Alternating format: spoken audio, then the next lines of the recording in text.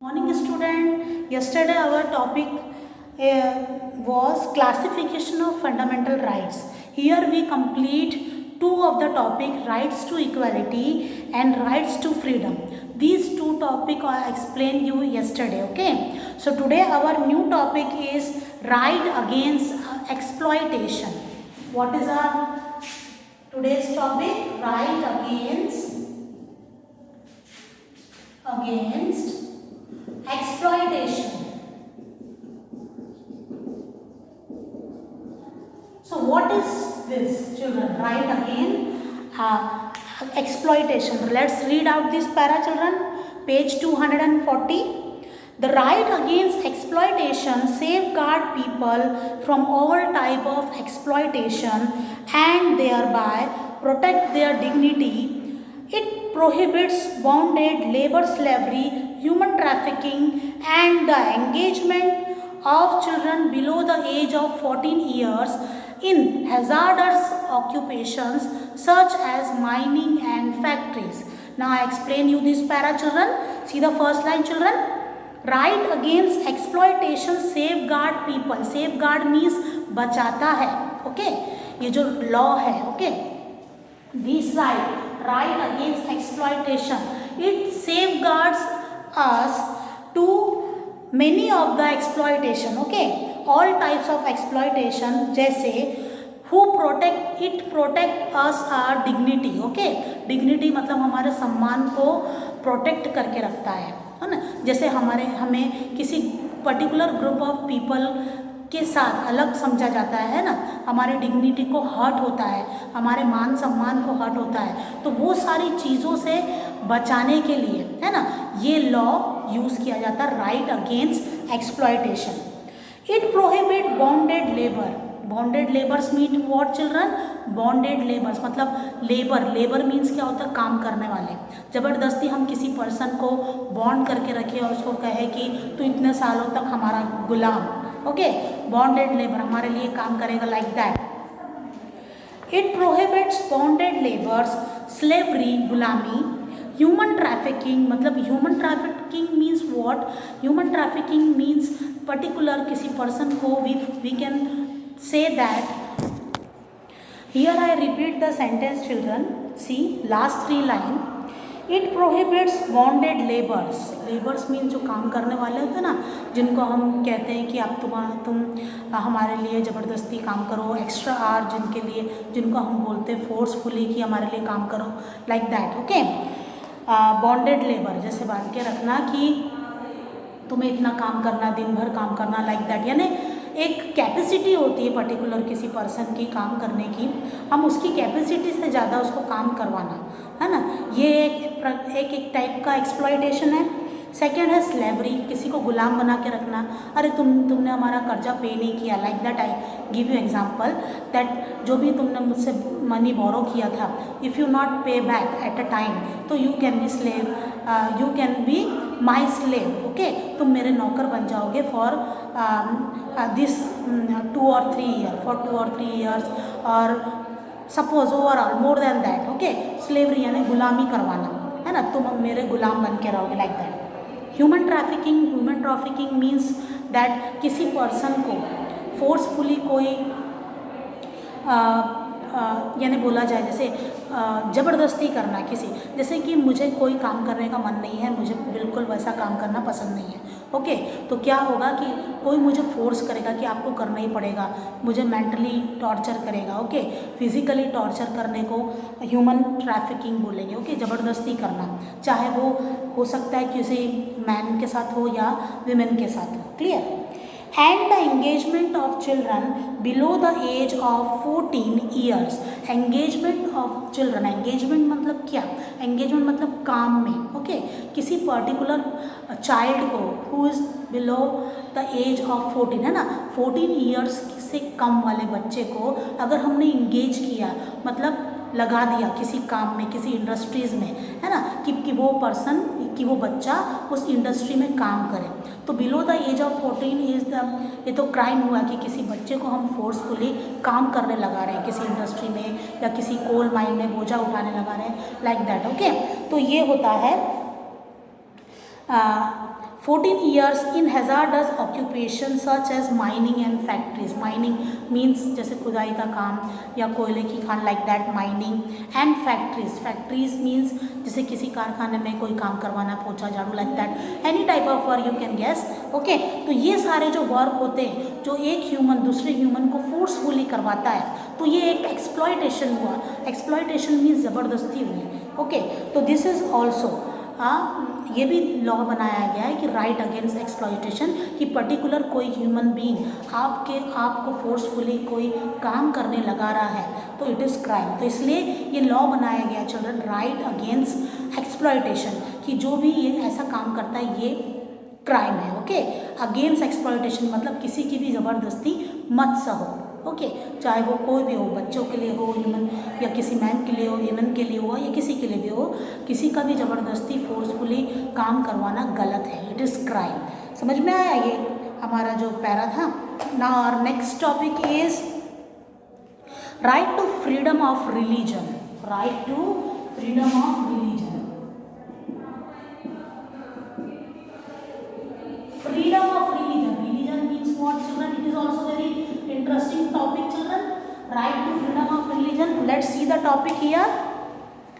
Being a secular nation, our country does not subscribe to any one religion and grants equal respect and freedom to all the religion practice in our country.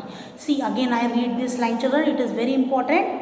Being a secular nation. Secular nation means what, कई सारे जो religion है हमारे India में है ना. India is a diverse, एक culture, एक ही इंडिया में कई सारे कल्चर मिलेंगे. Okay, so being a secular nation our country does not subscribe to any one religion. Subscribe mean like का बटन होता है ना, जो आप अपने फ़ोन में दबाते हो. ओके, आप किसी पर्टिकुलर वीडियो को लाइक करके सब्सक्राइब करते हो, लेकिन हमारी कंट्री जो इंडिया है उसमें ऐसा नहीं होता कि किसी पर्टिकुलर रिलीजन को आप सब्सक्राइब करो, चूज़ करो, है ना. ऐसा नहीं होता. क्योंकि इंडिया में सो मैनी कल्चर बिलोंग है, कई सारे रिलीजन, कई सारे पीपल हैं जो अलग अलग रिलीजन कास्ट के हैं. ओके, तो हमारा इंडिया जो हमारा कानून है, हमारा जो कॉन्स्टिट्यूशन है, ओके, वो किसी पर्टिकुलर रिलीजन को इम्पोर्टेंस नहीं देता. It give equal importance to all religions, all caste, okay, all people also. Okay, so subscribe to any one religion and grants equal rights and freedom to all religion practice in the country. जो भी religion practice हो रही है हमारी India में, मराठी हो, तमिल हो, कन्नड़ हो, whatever. Okay, it give equal respect to all religion. Okay, हमारा जो ये राइट है ये हमारे रिलीजन को भी उतना ही इंपॉर्टेंस देगा और आपके भी रिलीजन को उतना ही इंपॉर्टेंस देगा. Children, clear? C the next line. It does so by allowing the people to profess, practice and propagate the religion of their choice. See, again I read this line. It does so. यह ऐसा क्यों? By allowing the people to profess and practice, कि वो profess कर सके, practice कर सके. Suppose मेरा रिलीजन कुछ और है, मैं उस रिलीजन की प्रैक्टिस कर रही हूँ, मतलब वो रिलीजन की लैंग्वेज सीख रही हूँ. ओके, आप लोगों का पर्टिकुलर जो टेक्स्ट होगा, है ना, जो आपका होली बुक होगा, उसकी लैंग्वेज डिफरेंट होती है.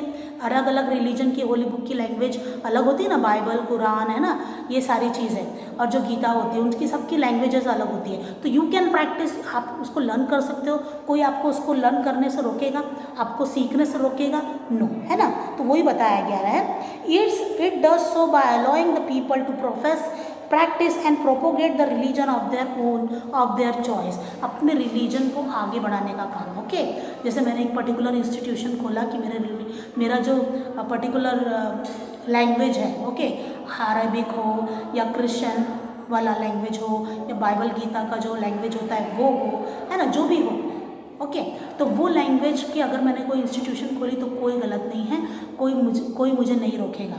मेरा हक है कि मैं अपने रिलीजन को आगे बढ़ाऊँ, लोगों को सिखाऊँ, लाइक दैट. ओके, हाँ.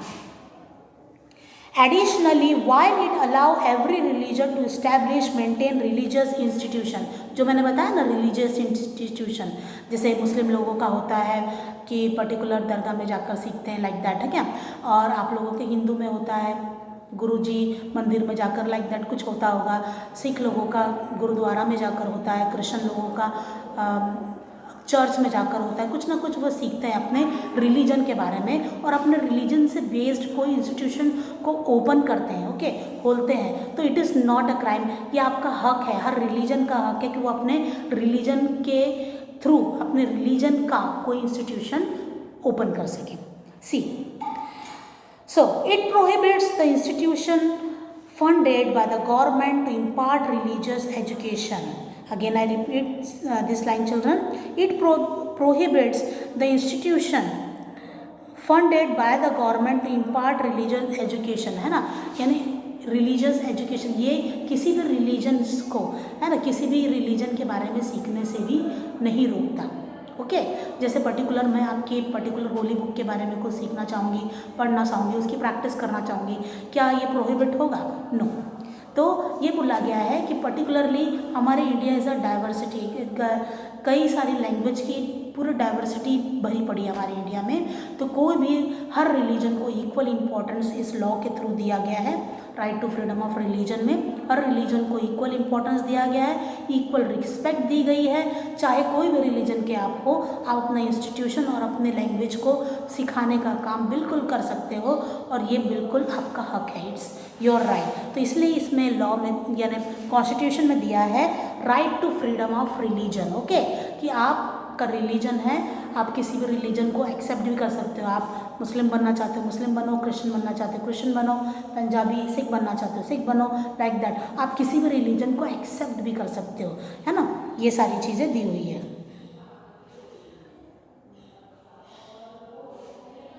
Now see the next one, culture and educational right, cultural and educational right.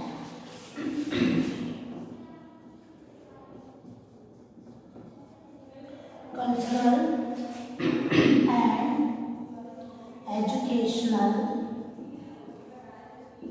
rights. See the topic children. India is a land of diversity, as we all know diversity मतलब अलग अलग religion से भरा हुआ है, okay. There are various group in our country that follow their distinct cultural element such as language and script. Language, different language we spoke, yes, and script हमारी अलग अलग script है, जैसे मैंने आपको बताया होली बुक के बारे में, like that, okay. Such as, okay, in order to enable this group to protect and preserve their unique culture, हमें अपनी unique culture को अगर बचा के रखना है, to preserve our unique culture, okay, हमारे कल्चर को हमें आगे बढ़ाना है, उसको सेव करके रखना, like that. The constitution India has provided them the cultural and educational rights. Under this right they can entitled to establish and maintain their educational institution in order to preserve their unique culture. आपके unique culture को preserve करना है तो बिल्कुल आप कोई ना कोई इंस्टीट्यूशन अपने कल्चर के लिए खोल सकते हो, उसको आगे बढ़ाने का काम कर सकते हो। तो कल्चरल एंड एजुकेशनल राइट है ना, उसको पढ़ सकते हो कि कोई भी आपके कल्चर को पढ़ने से या कोई भी आपके कल्चर को पढ़ने से आप किसी को रोक नहीं सकते, ओके। जैसे मैं आपकी लैंग्वेज सीखना चाहती हूँ, जैसे मैंने आपको पीछे एग्जांपल दिया है ना, if I want to learn your language whether they are in Punjabi, whether they are in Gujarati, whatever, है ना, आप उसको आगे बढ़ाना चाहते हो, you must open your institution and please, और अपने कल्चर को आगे बढ़ा सकते हो। See the next one children, right to constitutional remedies, right to constitutional remedies.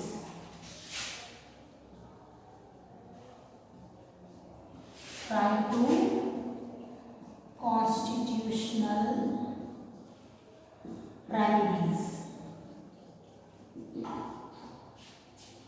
See here it is given, under this right, अब इसमें क्या हक है हमारा, ओके।